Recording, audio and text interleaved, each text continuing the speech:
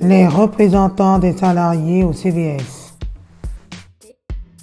Jérémy Richard a quitté le temps du regard pour un autre travail. Claire Pirotte a aussi quitté l'association et a repris une formation. Leurs remplaçants sont Julien Brisset, professionnel au Hunier et aux Aubans, à Montgermont, Frédéric Le Barbier, professionnel chargé de l'accompagnement social.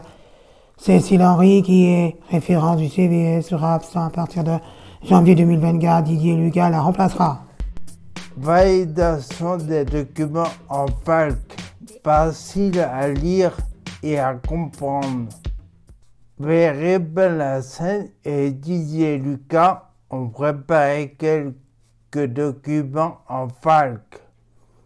Le FALC, c'est d'écrire plus simplement les choses pour mieux les comprendre. Ça prend beaucoup de temps. C'est bon. Les accueils de jour et les hébergements vont faire des groupes de 5 personnes maximum qui reliront les documents. Ce sont les personnes accueillies de ces groupes qui pourront valider les documents. C'est comme ça que ça se passe. On traduira le livret d'accueil et on donnera la version FALC à chaque nouveau qui viendra en accueil de jour ou en hébergement. Le déménagement du temps d'agir.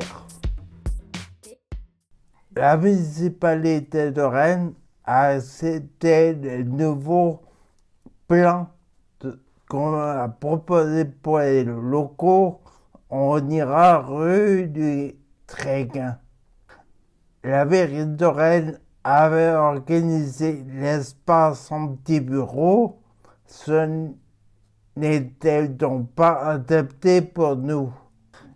Il va falloir coincer des cloisons pour avoir des salles pour l'accueil de jour.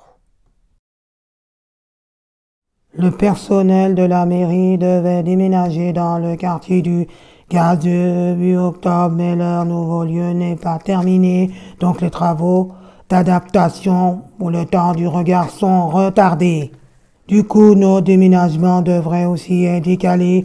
On devrait rentrer dans le nouveau accueil de jour début avril 2024.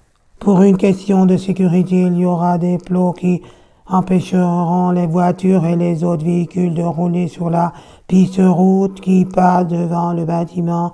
Pour l'instant, c'est trop tôt pour parler de l'aménagement extérieur dans plusieurs années. Il y aura des arbres et de la pelouse devant l'accueil de jour. Le petit centre commercial va être démoli. De petits immeubles seront construits à la place des logements. Au rez-de-chaussée, les professionnels du médical, paramédical, médecins, kinés, dentistes. À partir de 2026, nous pourrons utiliser la partie occupée aujourd'hui par la direction des sports. Le passage piéton à la sortie du métro Rochelle.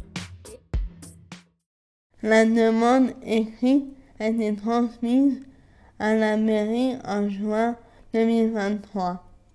Le 10 octobre, Marie Maudieu rencontrera M. Benoît Adeline, chargé de mission handicap à la ville de Rennes. Ils vont parler de la sécurité à la sortie du métro, de la nécessité de mettre en place un ou deux passages piétons qui seront utiles à tout le monde.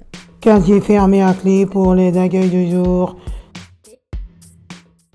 C'est une question importante car c'est une obligation.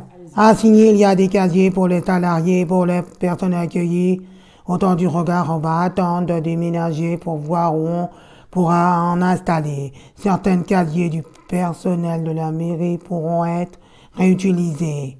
Lors de la rencontre du 10 octobre avec Monsieur Adeline, Marie Maudieu et l'équipe de professionnels verront si c'est adapté Pour les A, quand il y a un problème de place, il va falloir trouver une solution. Le projet de café associatif. Ce projet a été proposé par quelques personnes accueillies du temps d'agir. Il faut voir si beaucoup de gens sont intéressés. L'idée, c'est de rencontrer des personnes extérieures et de se faire connaître.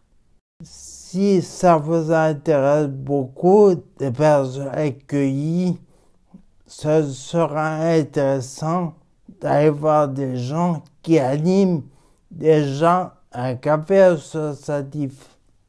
C'est le cas de l'association Esparton 5 et la LAP. Ça va le temps que ça prend. À quel moment ils ouvrent? Combien ça coûte pour fonctionner? Le lavage du linge dans les hébergements. Pour le linge délicat, les professionnels ont déjà fait des choses. Par exemple, ils demandent aux résidents de trier leur linge. 3 bacs sont mis à leur disposition. Un bac pour le linge de couleur, un bac pour le linge blanc, un bac pour le linge délicat. C'est toujours un professionnel qui dépose le linge dans la lave-linge. Il faut savoir qu'à Montgermont, il y a 2 lave-linges et 2 sèche-linges.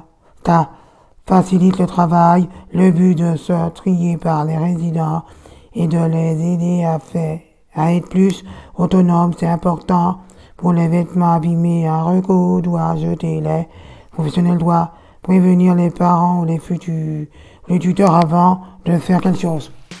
Appel téléphonique. Certains parents ou tuteurs voudraient que les professionnels disent leur nom quand ils répondent au téléphone dans les accueils de jour ou les hébergements. La direction va leur demander de dire à chaque fois leur prénom quand ils décrochent. C'est important d'appeler après 10 heures dans les hébergements car avant 10 heures, les professionnels sont occupés à accompagner les résidents pour leur départ en accueil de jour ou en rendez-vous.